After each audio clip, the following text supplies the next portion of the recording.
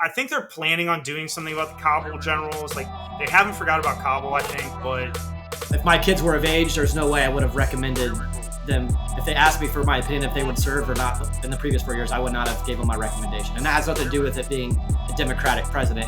Like, just get rid of these guys. It's like they're going after these, like, desk generals. Like, the tilt rotor is the future because it's a strategic platform. What you can do is say, we're going to defend LA and Washington, D.C. and Atlanta and these bigger cities, but you can't put up that type of defense over Kansas and Oklahoma. I was wearing PBS negative 18s. Yeah, exactly.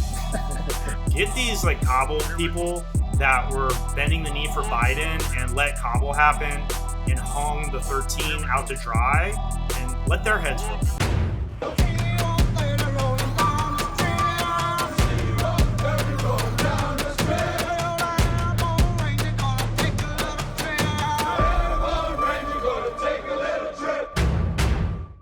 Hi, everybody. This is John back with Real Veteran News. This is Real Veteran News 50. We got a 4-person show today. 4 Army Ranger veterans here. Tried really hard to get everybody. We had scheduling, but we got everybody. We got Ted Kennedy, Brandon Kennemore, and Dr. Matt Tipton. You guys can introduce yourself, but the topic today is going to be Pete Hegseth's Army military modernization efforts. We're going to just discuss kind of freeform, all the different stuff they got going on, all the balls in there. So let's go in reverse chronological order of introduction. So Ted, do you want to go first? Hi, I'm Ted. I'm the Cold War Ranger for Real Veteran News. Served in 2nd Ranger Battalion. All right, then Matt. Dr. Matt Tipton. I was in 375 from 96 to 01. Went on to EMS, and I'm a physician now. And Brandon. Yeah, Ranger Brandon, served in the GWAT, was mortarman and K9 handler. All right. Yeah, so we got different vintages. Ted, Cold War, Matt, a little bit pre-GWAT, and then Brandon and I were GWAT, but same vintage. We were in the same squad, same time and everything. To get started, I'm going to start it once we get going, though. After a while, if anybody has a topic that interests you, we can kind of bring it up as we go. But I will kind of do a little summary to start here. So on April 30th, 2025, Pete Hegseth did an order similar to like the Trump's orders, but it's in DOD. And the order basically says they're going to do big changes to the military, specifically the Army, but the military in general. They want to defend the homeland, deter China, build up our long-range fires, build the Golden Dome, dominate electronic warfare, counter space weapons, and a lot of other stuff. They mention outdated, redundant, and inefficient programs, streamlining the force structure, wasteful spending, reforming acquisitions, modernizing contracting, overcoming parochial interests, which I had to look up, which is like narrow interests, not broad interests, and reestablishing the warrior ethos. I mentioned it before we started, but like the major people are Secretary of Defense Pete Hegseth, Secretary of the Army Daniel P. Driscoll, and Army Chief of Staff General Randy A. George, people who I've never heard of before.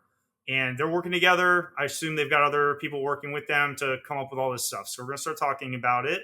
I'll start the conversation off. Let's talk about recruiting and retention, right? So they say that they've already hit the recruiting goals. They've already hit their retention goals for the year, and we're not even halfway through the year. Obviously, they brought the goals down because recruiting and retention was so horrible under Biden because the Biden military is terrible. So what do you guys think about recruiting and retention? We can go in chronological order. Brandon, young Brandon, what do you think? From what I understand, recruiting and retention, well, I don't know so much about the retention side, but recruiting has reached an all-time high compared to what it was in the previous 4 years. I imagine that was, you have weak leadership at the top. People are going to be reluctant to join the military because they're not really going to see like the vision of what we're doing in that. And, if you're going to join the military, pretty important to have strong upper leadership so you can think whatever you're doing is, for a good reason. You want someone who's going to defend you and the military and do the right thing for the country. And I don't feel like the type of personalities that wanted to join the military the last 4 years probably didn't feel like we had a lot of those marks there. Now that we have different leadership in there, I feel like people feel like we'll go in a better direction militaristically. Hopefully we don't enter any new wars or anything like that, but strength through power and military strength has historically we're a strong military country, and that's really how we provide peace across the world. So I think it's a good step forward for us, and I imagine retention numbers will also go up. And we're only 100 something days in, so we got many years to kind of see how this all falls into place. All right, Matt, what do you think? Looking back on the Biden years, I feel like they were anti people joining the military, not intentionally, but historically, military volunteers have been male and they've been white and they've been conservative. I want a diverse military, and by that I mean the most qualified person. I don't care what color or agenda they are. If they can do the job, I want them. But if at the top you're saying white males are bad and they constitute 60% of the military, and guys are hearing that, they're not going to join. And moms and dads, when they've got an 18-year-old that's like, I think I want to join the Army, they'd be like, yeah, don't right now. Like, don't. That kind of negative command structure and DEI really hurts morale of new recruits and possible recruits. I talked to a bunch of senior NCOs that were from my cohort that had 16 or 20 years in, and they're just like, yeah, I'm not going to re-up. I'm just going to get out. And they were so close to retirement, but the political stuff was so bad. Soldiers and airmen and, whatever Coast Guards are and Marines, they just want to do the job. They don't want to deal with politics. And when you start putting that much politics on it, you're going to lose large percentage points, probably double digits of guys that are not re-upping and not joining. And it's a tragedy because, I think most Americans want to serve. They don't necessarily will serve, but I think if you ask anybody in a perfect world, if you knew you weren't going to get hurt, would you serve? People are like, yeah, that sounds like a great idea. But when there's such a negative outlook from above, you just don't want to deal with that kind of politics. All right, Ted. Hard to add to that. What I will say is, talking to my son who's on active duty, he said almost overnight a lot of the negatives have gone away. It's become more meritocracy. Do a good job, you'll get promoted. A lot of the DEI, a lot of the consideration to others, all the stuff that took up so much time to check the block, it has just gone away overnight, and they can actually start focusing on the mission again. And that has raised morale in the ranks. And young people talk to other young people and say, hey, a lot of the crap that was keeping you out is gone. Good time to come in. I think young people join, at least speaking for myself, not that I'm young, but you're either looking for the culture of the service you choose, or you're looking for one of the benefits that you can acquire through service, whether it's college, a skill, travel, or as I said, you're looking for that warrior ethos of the service you choose, or that ethos of the service you choose. That's what got me in the Army and got me into the Ranger Regiment. I wanted that lifestyle. I didn't really care about college and all that crap when I was 17, but I really wanted to get out there and split some wigs. Test your mettle. Didn't we all? We got the Ranger crew. This is probably our first all Ranger video, I think, for all Ranger. All right. Okay, so is there anything anybody wants to bring up, or should I just bring up another topic? Yeah, I mean, I'll just piggyback on some of the stuff they said. Was, if my kids were of age, there's no way I would have recommended them. If they asked me for my opinion if they would serve or not in the previous 4 years, I would not have gave them my recommendation. And that has nothing to do with it being a Democratic president. It's more to do with the policies and procedures that they were pushing down everybody's throats. So, all right, we got it. Strong vibe change. We got it. All right. Let's talk about unmanned systems. So Pete Hegsteth wants unmanned systems for every division by 2027 and counter UAV for platoons 2026 and companies by 2027. They're talking about 1,000 unmanned systems per division by 2027. So that's going to, and then they also want to be able to replace these things because they see them getting used up, attrited. They need like a factory to like build lots and lots of these if they're going to be fighting the modern war similar to Ukraine. So unmanned systems. Who wants to go first on that one? Oh, me. Ted, you want to go? All right. I mean, technology kills people, and if you can beat your enemy in the technology race, you'll win. That's the guy who came up with the bow and arrow against the stick was the one that won the fight because he could kill his enemy at a standoff. We're seeing that all over now. 20 years ago, it was IED, then counter IED. 40 years ago, it was night vision, no night vision. 80 years ago, radio, no radio. 100 years ago, machine gun, no machine gun. It's just the way it works with warfare. Technology becomes available whether it started out as something a kid plays with in their backyard, strap an RPG to the bottom of it, blow up $1 million tank, and hey, we're in business. It's going to happen, and it needs to happen because we have to stay ahead of our competitor. Yeah, I agree. They needed to push this. They should have been doing it a long time ago, but nobody was pushing for it. So let's hope they can get this one done.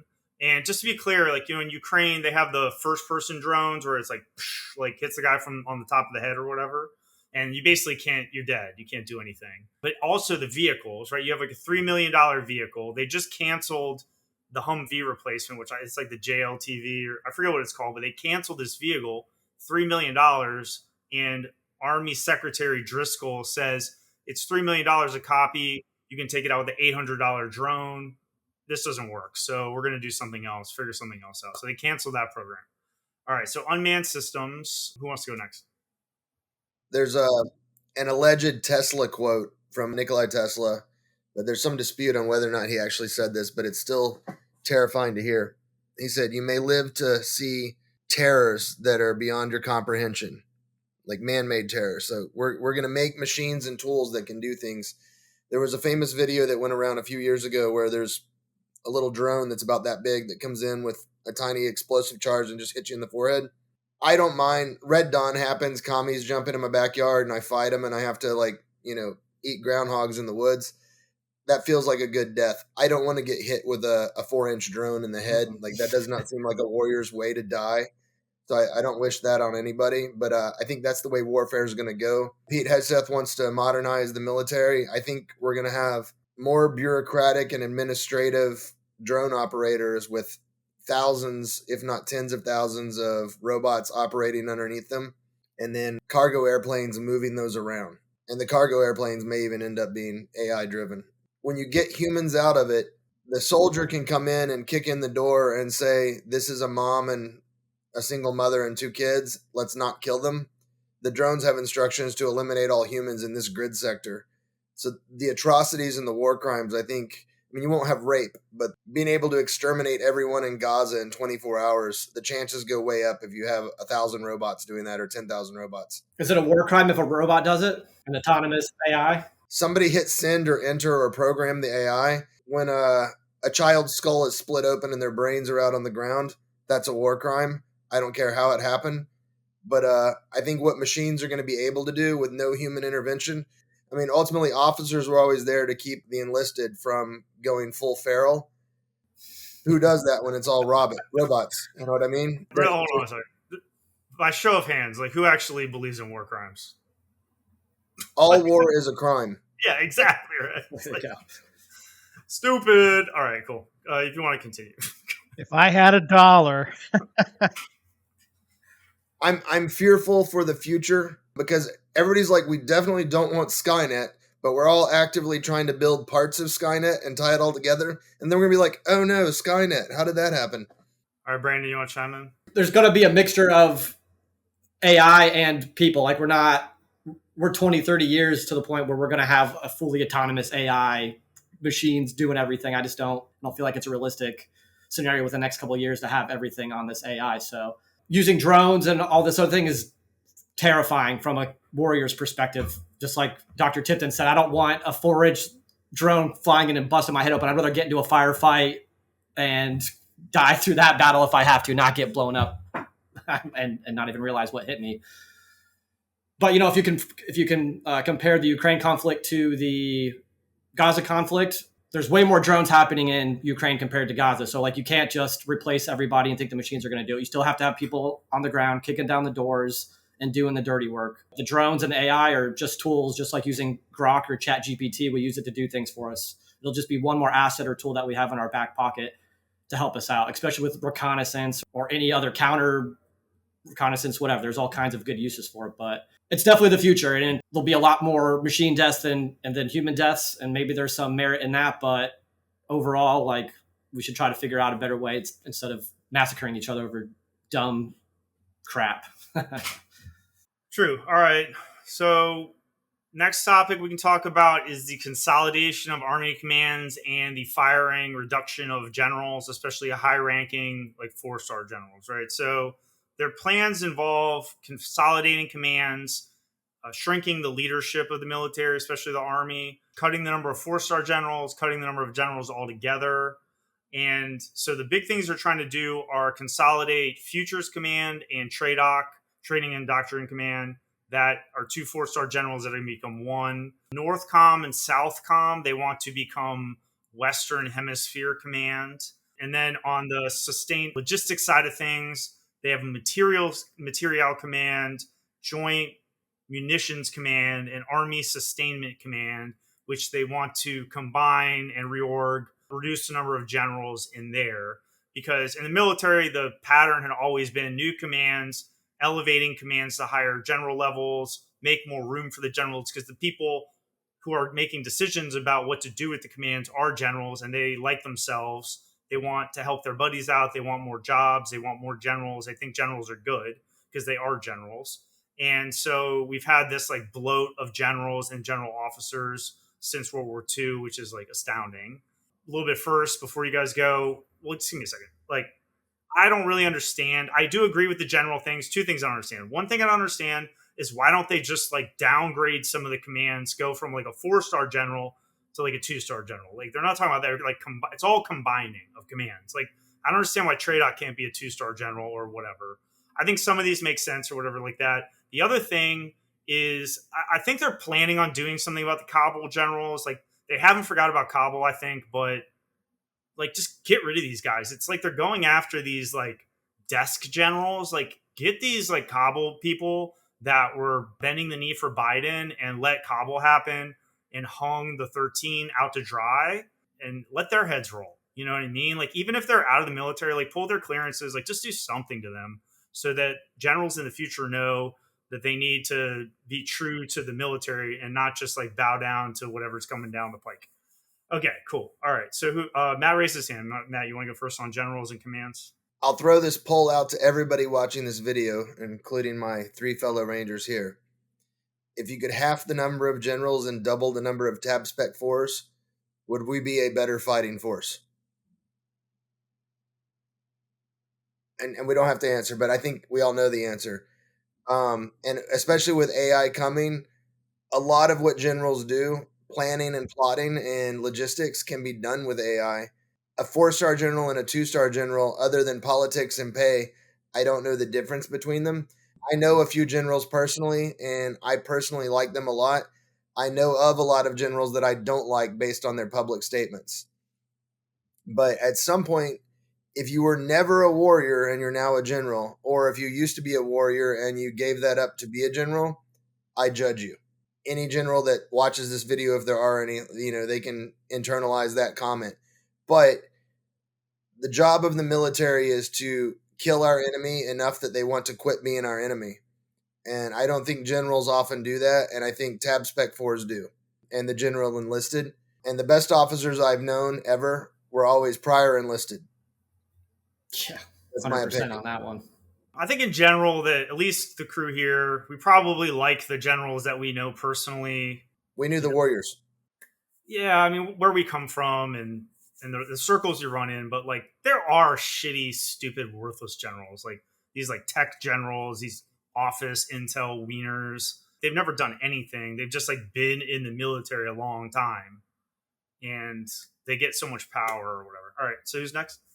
I don't think in our lifetime, at least in mine, we'll ever see a computer make a decision for live soldiers. It will always be a leader, whether it's a general, an admiral, what have you. And I don't think I want, I said I had a son in the military. I don't think I want a computer making life or death decision for my son. Hopefully it's a general officer that's a solid leader that makes good decisions. With combining of commands, that's the direction we should go in. For example, in Europe, you have U.S. Air Force, Europe and U.S. Air Force, Africa, and it's one command. There's one general, I believe 3 stars, component commander. The Army has gone that way. So you have U.S. Army Africa, U.S. Army Europe. That's one command. Probably a little bit more robust staff, but still not the same size as 2 completely separate staffs commanded by one general, whereas in the past, there were 2 general officers that commanded the components, U.S. Army Africa and U.S. Army Europe. Now it's one. With a lot of, as you said, North America, Northcom, Southcom, all that, it would not be hard to combine those into one command, certainly with the components.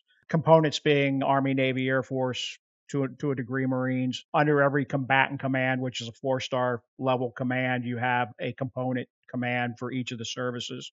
Those being combined make a lot of sense. And hopefully that's the direction we're going in. Technology has brought us far enough that we don't need as many leaders as we've had in the past. For example, as a commander on the battlefield in Afghanistan, you could pick up the hand mic and talk to a commander in the Pentagon via SATCOM. And that was 20 years ago. Going even farther back, previous conflicts, that was capable. Yet we still look a lot like we did in World War II when, you almost had to send a pigeon with a note tied to its leg to report to your higher headquarters 200 miles away. So technology is going to allow us to streamline some of our command, which will allow the reduction of some of the senior leaders. And hopefully we choose the ones that are against advancements. For example, it was just announced we're getting rid of the M10 Booker. Great decision. We didn't need that thing in the first place. But yet there's still going to be some senior leaders that stomp their feet and have boo-boo lips out and cross their arms and throw fits because we absolutely need 3,000 tanks on the battlefield. Those are the ones that need to go. They're the ones that are blocking the steps forward, the kicking and screaming toward the 22nd century because they're so rooted in the past. Brandon? I mean, I think it's good that we're trying to get rid of redundant officers and positions and departments or whatever. I feel like the ratio of NCOs to enlisted is too close. There should be way more enlisted to officer ratio. We don't need as many officers that we have out there. It's really the enlisted dudes doing all the work out there. The best thing I can compare it to is like the healthcare industry, where you have a doctor who is doing all the work, making the money, and then you have 10 administrators who are telling him what to do. That's not a sustainable ratio. That's what's driving up costs, right?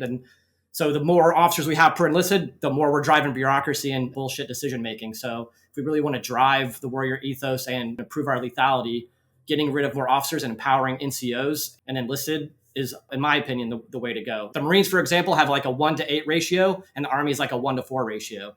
So I think the Marines probably potentially have a better structure of their officers compared to enlisted. Cut out the bloat, because there's certainly bloat in the bureaucracy, and let's create a more lethal force so we're not making dumb bureaucratic decisions and we're making war fighting decisions. A future episode would be good to talk about, compare and contrast what the Marines are doing and what the Army's doing, with the Marines striding toward being an even more expeditionary force for the 22nd century, and the Army still in some cases dragging its feet as a legacy force. You got all the dinosaurs still in there that want the old guard. They're always looking for a way to be different than the Army because, they're very similar in a lot of ways. Sometimes they make these decisions that are counter to the Army, like, oh, we're going to stick with the M16. And then sometimes they're right, sometimes they're wrong. I mean, that's what I see personally.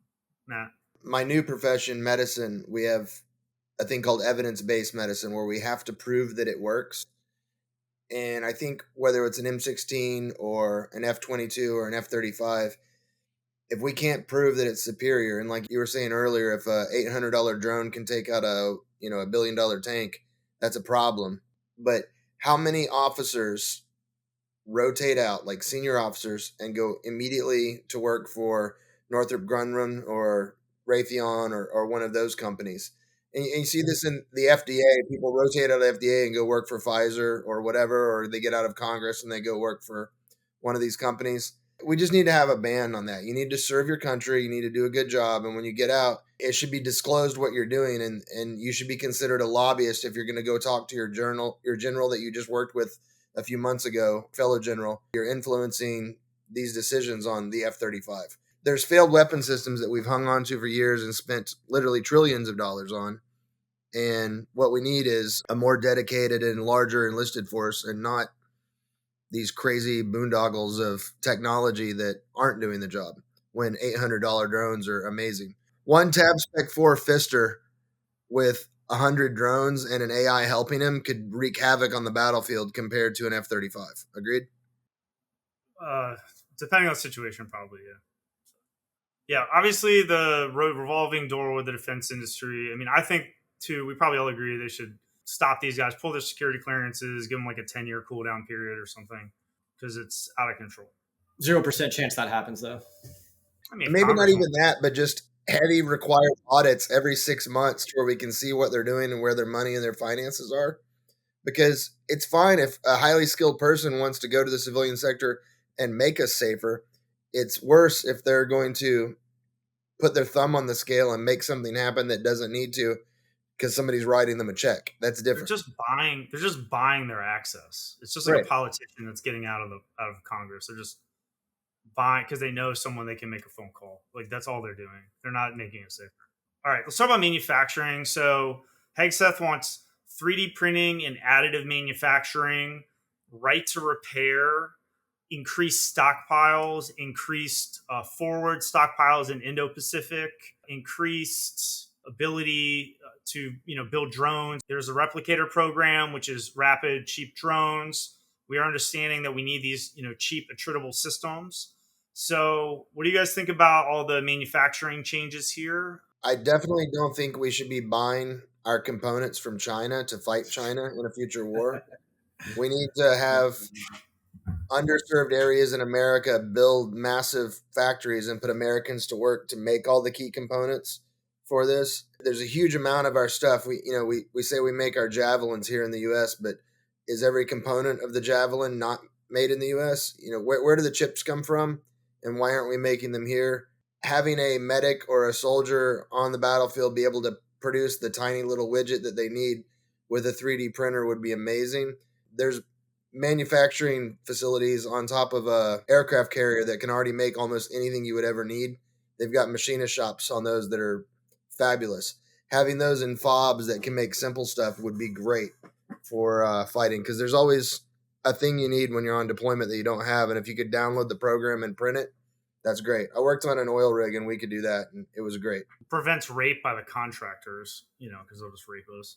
I mean, I pretty much just agree with what Matt said, man. We should be manufacturing way more stuff within the United States. We should be way less dependent on everybody else, because if there is another global conflict, be it a pandemic or a world war, we have to be able to source everything in the country. And we live in a country where we can get almost every raw material that we need. We have the capabilities and the skills and the people to manufacture everything in-house, just like we were doing during World War II. There's no reason we shouldn't be doing that now, especially we're all volunteer force. There's no reason for us to rely on other countries for what we need. I hope we do increase our manufacturing. We become more robust in that, and adding machine shops and stuff to fobs like that would be, or 3D printers, that's a great idea. I've toured a couple like battleships and aircraft carriers and stuff, and they do have amazing fab shops, machine shops, and they could pretty much make whatever they want. So that should be forwarded to the ground forces as well, because they're often in the same situations, isolated somewhere where they need to make something or fabricate or fix something, and they don't really have the tools to do it, like say the Navy does out at sea. So, Ted, do you have any Cold War stories to back this up?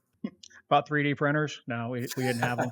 I think 3D printers are probably more prevalent than is thought when people read that article. I've seen them down fairly low in the last couple of years. I'd be curious to see what is written, what the protocol is for using them. If that Spec 4 comes up with a good idea, if they can actually print it, try it, see if it works. Looking at what the Ukrainians are doing they're printing just about everything they can. They're making drones, they're making tail fins for grenades so they can drop them from drones more accurately, et cetera, et cetera. Was mentioned aircraft carriers. A lot of Navy ships have 3D printers on them so they can print their own parts. If a part breaks, they can just make a new one right there instead of waiting for the logistics tail to catch up to replace the part. It's smart to do that. That's tapping into technology that can make the military more efficient, more lethal. keeps us on the edge instead of waiting for a logistics chain to give us something that we need. Logistics wins wars. Yep. And the contractors will fuck us over, of course. Yeah, the contractors don't care at the end of the day. So, aviation, we're all airborne warriors here. So, aviation, they're going to reduce attack helos, basically talking about, Apache anti-tank helicopters. They're going to reduce the attack helicopters, augment them, and then eventually replace them with drone swarms. Okay. And then I don't know if they're going to speed it up or whatever, but they're essentially getting rid of manned helicopters, I think, or they're trying to push away from manned helicopters. They want the FLRAA, Future Long Range Assault Aircraft, which is supposed to replace the Black Hawk. And it will have a tilt rotor like the Osprey, the 22, whatever. Osprey. No. Yeah. And, we don't like that, but the next edition of that is the Bell Textron's V280 Valor tilt rotor. Program is going to cost $1.3 billion dollars, and the first units will be available in 2030. And so I heard a little bit about it. Like that one has the tilt rotor like the Osprey, but the actual engine doesn't tilt. It's just the rotor. So supposedly it works better and it's more safe. It'll be smaller than the Osprey as well. They're going to get rid of, this traditional helicopter because it cannot fly the long distances necessary to conduct air assault in the Pacific. Basically, they're expecting to fight in the Pacific, so they need to get rid of the helicopters that we are used to using. What do you guys think about these aviation changes, Apache drones and the tilt rotor? The cost of an Apache is huge, and you can get one drone swarm for every Apache. I think drone swarms are awesome until they're not, and I go back to my previous comment of they'll be manned by humans in Connexes that are sitting there behind an Xbox flying them until one day they can just turn it over to an AI and then, determine that if you want to win all future chess games, you have to kill all your opponents. And then we have Skynet. So that's an issue. Ospreys suck. They're basically emo kids. They randomly self-destruct for no reason. And they look really cool, and when they're working perfectly, they do really great. But the problem is they've got 20 guys in them, and sometimes for no reason they flip over and burn in and kill everyone. It's like we're not allowed to talk about that, but so many congressional districts are involved in the production of the Osprey. But it's not a good vehicle. It's not dependable. I mean, there's some absolute workhorses in the Air Force and the Army as far as airframes. I don't like the Osprey. I would ride in it because I like to ride an aircraft and it's cool, but playing the numbers game, it's not a good aircraft, my opinion. Yeah, it has crashed a lot, but it's kind of like a new type of aircraft in a way. And right, but when a Black Hawk goes down, you can auto rotate, and it's got these compressive layers with the landing gear and the seats, and it takes up the shock. The Osprey is like, well, I guess we all die now, and it like turns a flip and lights everybody on fires and hits the ground at like 300 miles an hour. It's rough. Yeah, and if the prototype doesn't work, why are we, or it's not super successful, why are we still trying to build on this, concept? I'm all for more research. I want to have X-Wing fighters and Death Stars, but make it work, and then put guys on it. Don't kill troops for no reason. Ted, what do you think about the Aviation? When the Black Hawk came out, it had a lot of problems also. I mean, we called them Crash Hawks because literally one crashed about every 6 months, either at Campbell or Bragg or where they were fielding at. They figured it out eventually, and it became a pretty good platform. The tilt rotor is the future because it's a strategic platform. Krulak talked about it when he was a commandant of the Marine Corps, and his vision was to be able to go wheels up at Cherry Point, North Carolina, with an assault force and fly them in Ospreys into an embassy in Africa 12 hours later, 18 hours later by refueling and et cetera, and land like a helicopter. There's no helicopter that can do that now. And we like to point out, oh, yeah, the MHs all have fuel probes on them. A pilot doesn't have the endurance to go wheels up at Fort Campbell and land a Black Hawk in Africa because it's too slow. An Osprey, I think its cruising speed's about 450 knots, which is comparable to a C-130 with double crews or even one crew. That makes it more of a strategic platform with a tactical application. I don't think in my lifetime I'll see soldiers riding in aircraft that are not flown by pilots. That's one of the big reservations right now with unmanned systems, even unmanned medevac, which actually I'm a proponent of because I've seen too many medevacs get shot down or at least shot up trying to pull casualties out. It would have been much easier to put them on a drone sled, one of those little cargo drones, and fly them a kilometer back where helicopters weren't getting shot to pieces and transload them into a medevac. I think that's probably more applicable right now than an unmanned medevac that picks a guy up in Kunar and flies him to Bagram, or picks him up in Ramadi and flies him into Baghdad. Those kind of distances. I wouldn't want to see a soldier on an unmanned system for that kind of distance, but for a couple Ks, yeah.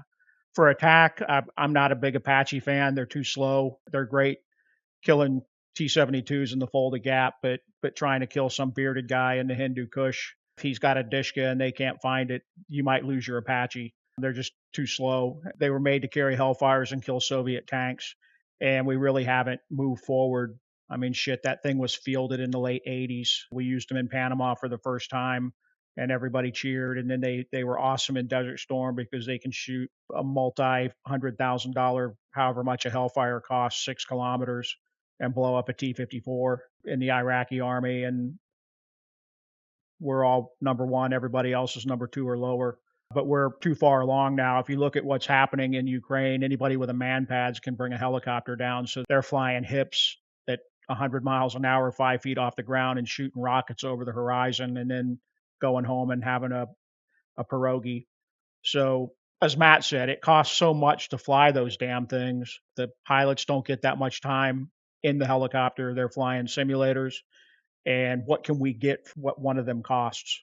So give one up and look at what we get that's more usable now than, a 40-year-old helicopter. Ted, how much was it a disruption when Wilbur and Orville first brought the aircraft when you were in? I was on the Mexican expedition with Pershing, and we were using aircraft then. A young lieutenant did an attack in a car, and he went on to be somebody important. Anyway, I digress. Moving away from manned helicopters, it sounds great on paper, but what happens when we're facing an opponent that has figured out the jamming situation, and you're jamming out drones or helicopters or anything manless? What do we do then? Especially if it's a transport or something, you jam out the helicopter. Sure, there's some autonomy in it within reason, but it's pretty vulnerable, especially if there's no pilot or human intervention. And then so we'd go manless, then we're losing all that pilot expertise, and which would then go into the programming and everything. So I feel like with drones and all this, we always need to keep 3 or 4 wings of complete analog A-10s on hand. Yeah, I mean, you can't do a complete. You have to have a mixture of both. They're both tools and assets. I'm personally not a huge fan of like the tilt rotor stuff, but is it a strategic asset? Absolutely. Just like Ted's saying, it could do a lot of things that a plane or a helicopter can't do. You're mixing the two things together. I just have a personal distrust of the technology. I'm sure they'll eventually weed out all the problems with it, just like they did the Crash Hawk. I actually didn't know that was a nickname for it at one point in time. So that's pretty funny. I'm a big fan of the Black Hawk, so it's funny to hear some bad mojo about it. The aircraft, the MV-22, the Air Force Osprey crashed a lot too. The old MH-53s, those went down. Everybody back in the 80s and 90s had a buddy in another battalion killed in one, or in the same battalion killed in one. They crashed. I think we lost one probably about every year. And those were Vietnam. We were flying an aircraft older than us. They had just been upgraded, and the Osprey replaced those. The Marines have still kept them, but the Sea Stallion is $10,000 an hour to operate. And what does it really get you? I think probably the generation of soldier that's going to come will not have as big of an issue riding in an unmanned aircraft as I do. But, I had a big issue walking around with night vision goggles mounted on my face all the time on a flip up mount. I was there for that transition. And now I'm sure, John, you and Brandon are probably looking at me saying, what a dinosaur. How could you ever survive without having your NVGs on your face all the time? That was like a big emotional thing when we made that transition. And going back even farther, we fought at night without night vision goggles, without flares and without night vision goggles. We just went forward, fat, dumb, and happy, shooting tracers all over the place. If you took a Ranger out of the regiment now and put them on some of the live fires I did when I was a private, they'd probably quit because they were just so crazy. You couldn't see shit. I mean, we were doing live fires on low illum night where the platoon leader and maybe one of the squad leaders had a set of NVGs. In fact, yeah, my squad when I was a private had one set of night vision goggles, and that was it. And we did live fires all the time at night. It's a lot about culture. I think there will be a generation of soldier that has no problem jumping on an unmanned aircraft and moving forward because that they don't know anything different. I don't even want to get into a Tesla and self-drive it for me. I don't even like that concept. So no, I won't even ride a self-riding bicycle. I stay away from those things too. I don't trust it. Ted had trouble with the NVGs because he was rocking PVS ones. I was wearing PVS negative 18s. Yeah, exactly. Minus 18s. All right, I got one last interesting topic, and then we can do, open it up if you guys want something to talk about. But missiles, Trump wants the Golden Dome, very similar to a golden shower, but Golden Dome. Pete Hegseth wants a mid-tier ballistic missile that fills the mid-tier gap. In the Pacific, there's ranges are very important for missiles. So they're looking at a medium-range ballistic missile, $639 million of the new Republican. We're going to spend a bunch of money on the military budgets going into that. And I'm going to throw this in there too. It's not really missiles, but we were talking about electronic warfare, EW. Hegseth says he wants to dominate the electromagnetic spectrum by 2027 because we know in Ukraine, the Russians are pumping out EW very hard, which is messing with Ukrainian drones. So what do you guys think about the Golden Dome, electromagnetic dominance, and medium-range ballistic missiles, hypersonic missiles, anti-ship missiles? They're talking about all this stuff. They want it all. They're going to spend a lot of money on missiles. It's a good time to be building missiles. What do you think, Matt? I'm referencing Iron Dome in Israel. You think about the Aegis system on the Navy and the point defense system that the carrier groups have. The idea is if something comes at you, you put up a wall of lead or countermeasures that can knock it down. When you're defending a small target, that's very easily possible, and you can just have two belt-fed guns that, as the radar's coming in, they see the missile and they do a point convergence and put up a wall of lead, and the missile hits the lead and it goes down. So the countermeasure to that is you have dancers and streakers and sprinters. And I think there's other strategies too. So there's missiles that zig and zag and go up and down and speed up and slow down and also just go really, really fast like hypersonic straight on. And then there's the other strategy of just overwhelming the point defense. So if I fire 9 missiles in a circle around a carrier group and I get the guns to focus on 2 of the missiles, some of the missiles will get through. When you look at the Iron Dome in Israel, it's a similar thing. And if you want to overcome it, you have to fire 900 missiles and 2 get through. Wow, it's more than that. Right. Well, you can't get 2 through or 10 through or 1% through or whatever it is. But once you run out of ammo, like if you have 10,000 missiles to fire and the point defense system only has so much ammo and it runs out, after that, all of them get through. Yeah. To do a Golden Dome over the entire United States, you have to first identify. And all of Canada, too. Stupid. We don't care about Canada. It's maple syrup. Well, they're gonna shoot them over the Arctic at us. Sure. So you have to say, is this missile ballistic and it's in a trajectory and it's not moving, and then we can see it on radar and calculate a firing solution and hit it. If it's a dancer, if it's moving, it's much harder to hit. And there's all sorts of math involved and theoretical acceleration and what your countermeasure can do, but it's hard. But when you get to an area the size of the United States, what you can do is say, we're going to defend LA and Washington, D.C. and Atlanta and these bigger cities, but you can't put up that type of defense over Kansas and Oklahoma and the rest of the flyover states just because there's so much area. You would have to have so many countermeasure batteries out there, it would be cost prohibitive. Now, if we dedicated our entire GDP to do it, sure, we could come up with a system. But it's all risk mitigation. And even on an aircraft carrier, which is a multi-billion-dollar platform, stuff can still get through. It would be near impossible to put up a Golden Dome over the United States. Should we have something? Absolutely. There should be some countermeasures there where we can knock down missiles that are going to hit NORAD and our ICBM stations, but you just can't do it. It's not possible right now for the amount of money it would require. My opinion. Does anyone think it's a good idea?